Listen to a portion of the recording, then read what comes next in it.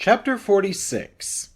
Israel set out with all that was his. When he arrived at Beersheba, he offered sacrifices to the God of his father Isaac. There God, speaking to Israel in a vision by night, called, "Jacob, Jacob." "Here I am," he answered. Then he said, "I am God, the God of your father. Do not be afraid to go down to Egypt, for there I will make you a great nation. Not only will I go down there to Egypt with you, I will also bring you back here after Joseph has closed your eyes." So Jacob departed from Beersheba, and the sons of Israel put their father and their wives and children on the wagons that Pharaoh had sent for his transport. They took with them their livestock and the possessions they acquired in the land of Canaan.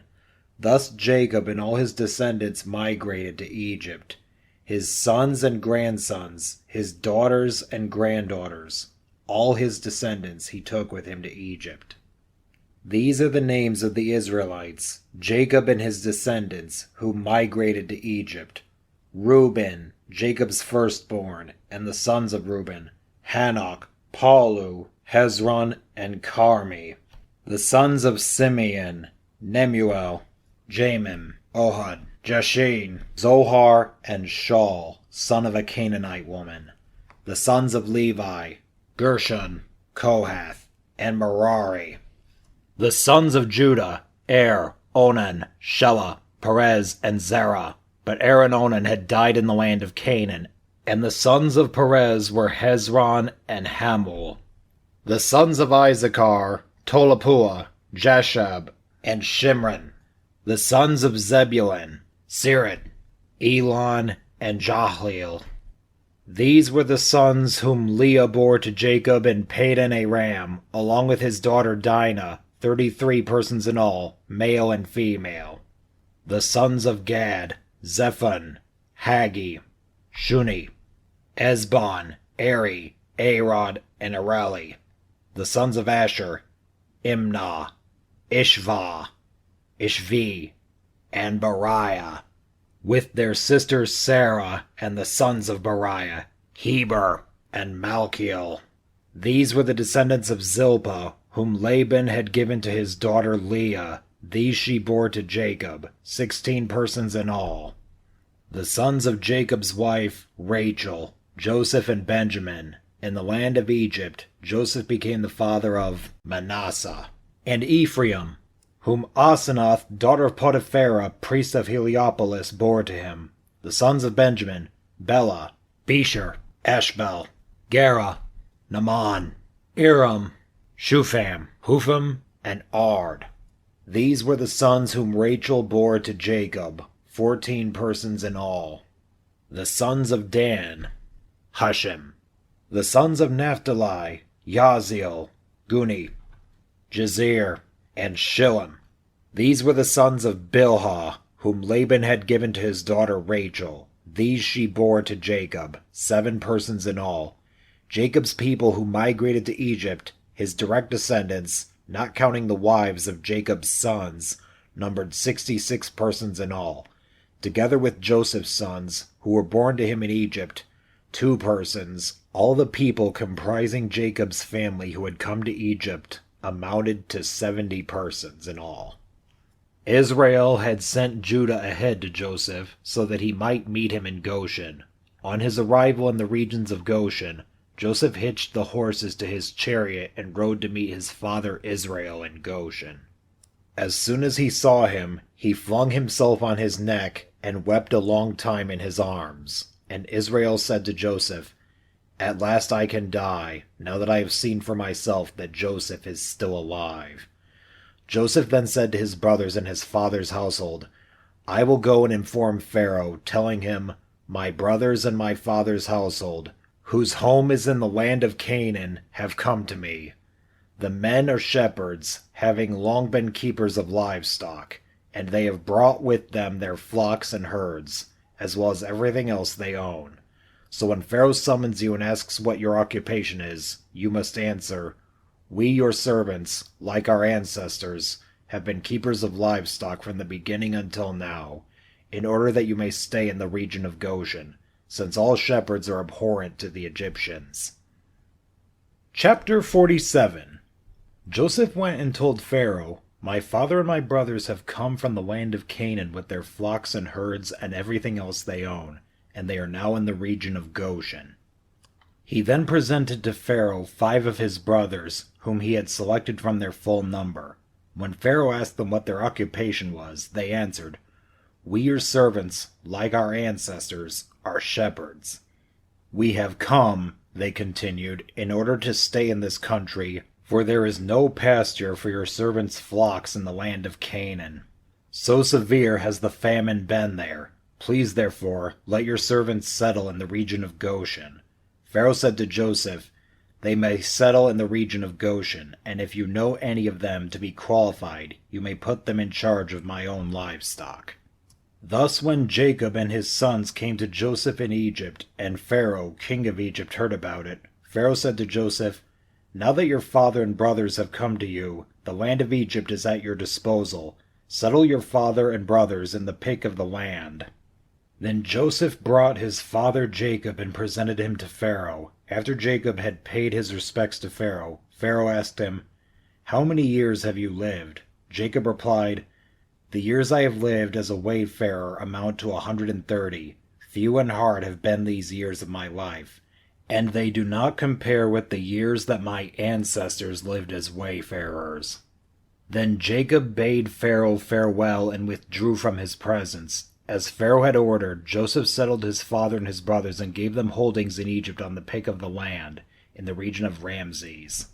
And Joseph sustained his father and brothers and his father's whole household, down to the youngest, with food. Since there was no food in any country because of the extreme severity of the famine, and the lands of Egypt and Canaan were languishing from hunger, Joseph gathered in, as payment for the rations that were being dispensed, all the money that was to be found in Egypt and Canaan, and he put it in Pharaoh's palace.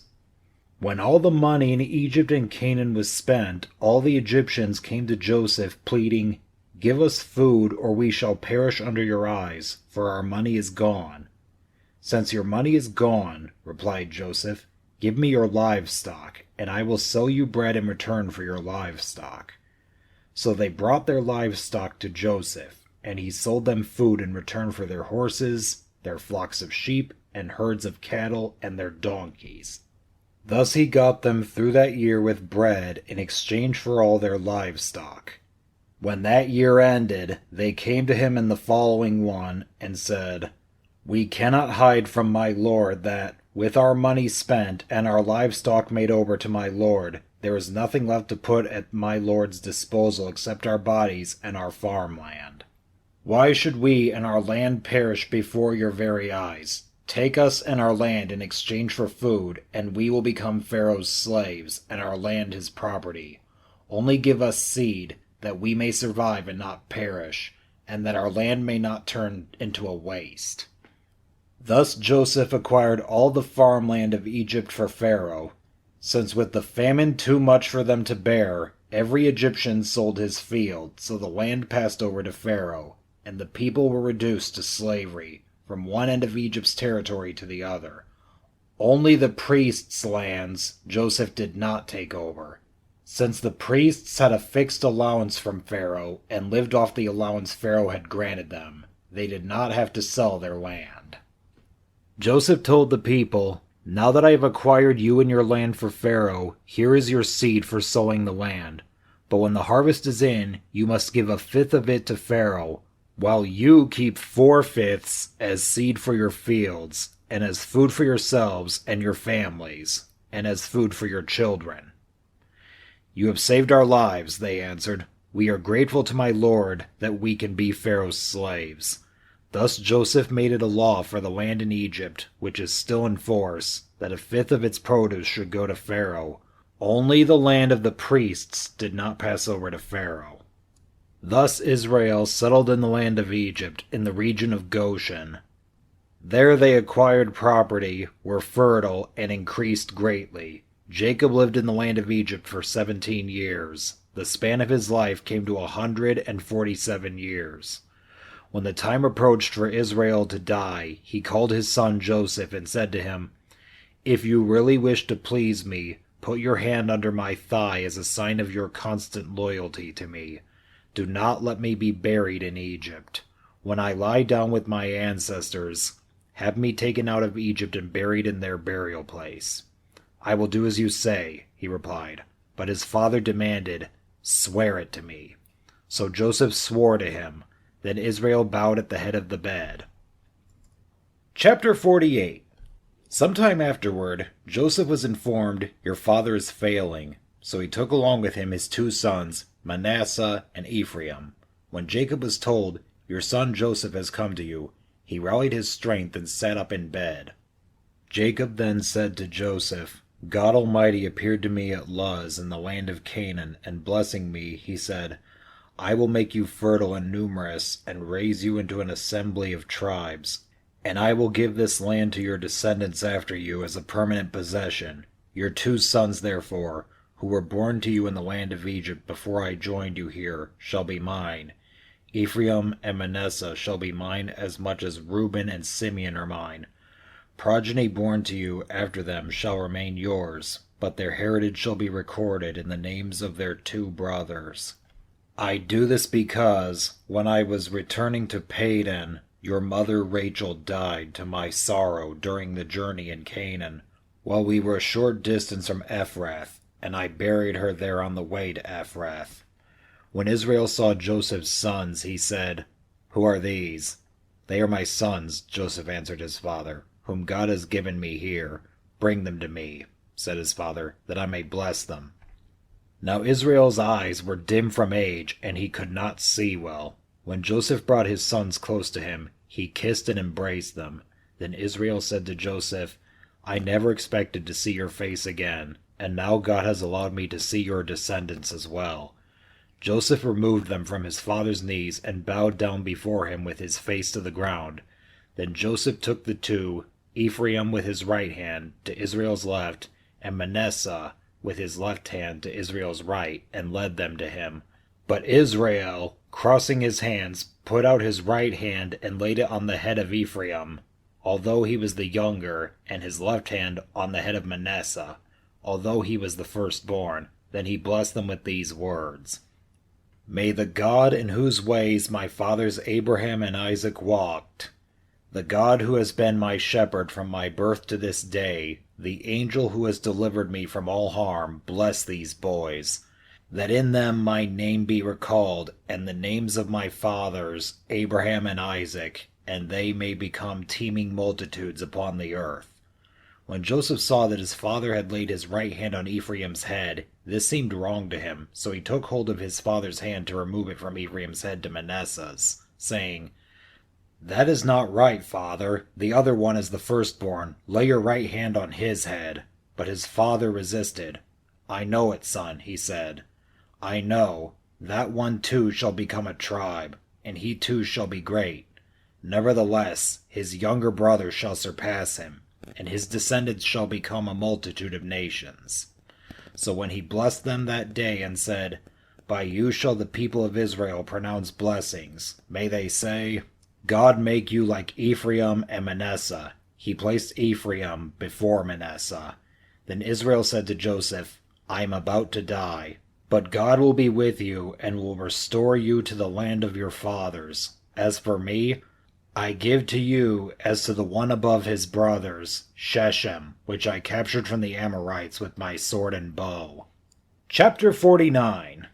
Jacob called his sons and said, "Gather around, that I may tell you what is to happen to you in days to come. Assemble and listen, sons of Jacob. Listen to Israel your father. You, Reuben, my firstborn, my strength and the first fruit of my manhood, excelling in rank and excelling in power.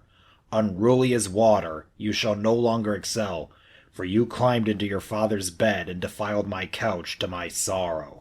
Simeon and Levi, brothers indeed, weapons of violence are their knives. Let not my soul enter their council, or my spirit be joined with their company.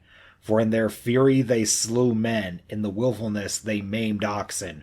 Cursed be their fury so fierce, and their rage so cruel. I will scatter them in Jacob, disperse them throughout Israel. You, Judah, shall be your brother's praise, your hand on the neck of your enemies. The sons of your father shall bow down to you. Judah, like a lion's whelp, you have grown up on prey, my son. He crouches like a lion recumbent, the king of beasts. Who would dare rouse him? The scepter shall never depart from Judah, or the mace from between his legs. While tribute is brought to him, and he receives the people's homage, he tethers his donkey to the vine, his purebred ass to the choicest stem. In wine he washes his garments, his robe is the blood of grapes. His eyes are darker than wine, and his teeth are whiter than milk. Zebulun shall dwell by the seashore, and his flank shall be based on Sidon. Issachar is a raw-boned ass, crouching between the saddlebags. When he saw how good a settled life was, and how pleasant the country, he bent his shoulder to the burden, and became a toiling serf. Dan shall achieve justice for his kindred, like any other tribe of Israel.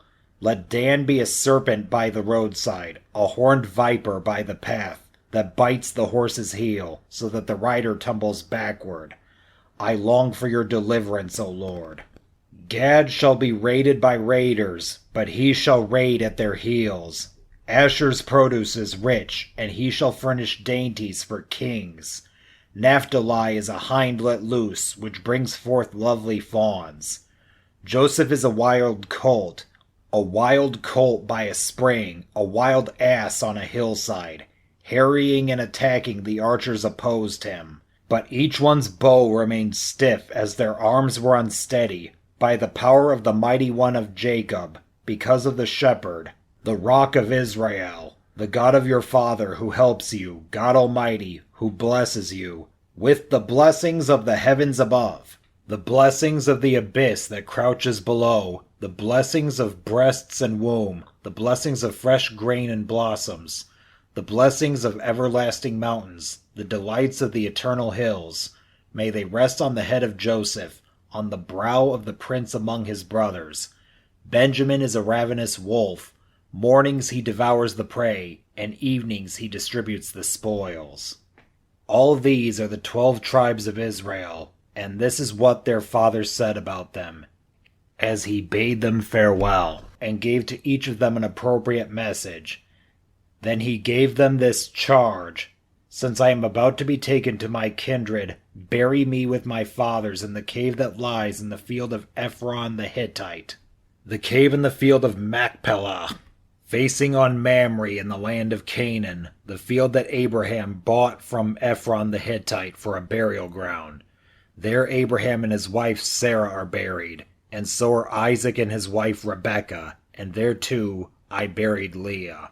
The field and the cave in it that had been purchased from the Hittites. When Jacob had finished giving these instructions to his sons, he drew his feet into the bed, breathed his last, and was taken to his kindred. Chapter 50. Joseph threw himself on his father's face and wept over him as he kissed him. Then he ordered the physicians in his service to embalm his father. When they embalmed Israel, they spent 40 days at it, for that is the full period of embalming, and the Egyptians mourned him for 70 days. When that period of mourning was over, Joseph spoke to Pharaoh's courtiers. "Please do me this favor," he said, "and convey to Pharaoh this request of mine. Since my father at the point of death made me promise on an oath to bury him in the tomb that he had prepared for himself in the land of Canaan, may I go up there to bury my father and then come back." Pharaoh replied, "Go and bury your father as he made you promise on oath." So Joseph left to bury his father, and with him went all of Pharaoh's officials who were senior members of his court and all the other dignities of Egypt, as well as Joseph's whole household, his brothers and his father's household. Only their children and their flocks and herds were left in the region of Goshen. Chariots too and charioteers went up with him. It was a very large retinue. When they arrived at Goren-Hadad, which is beyond the Jordan, they held there a very great and solemn memorial service, and Joseph observed 7 days of mourning for his father. When the Canaanites who inhabited the land saw the mourning at Goren-Hadad, they said, "This is a solemn funeral the Egyptians are having." That is why the place was named Abel Mizraim. It is beyond the Jordan. Thus Jacob's sons did for him as he had instructed them. They carried him to the land of Canaan and buried him in the cave in the field of Machpelah, facing on Mamre, the field that Abraham had bought for a burial ground from Ephraim the Hittite. After Joseph had buried his father, he returned to Egypt, together with his brothers and all who had gone up with him for the burial of his father. Now that their father was dead, Joseph's brothers became fearful and thought, "Suppose Joseph has been nursing a grudge against us and now plans to pay us back in full for all the wrong we did him."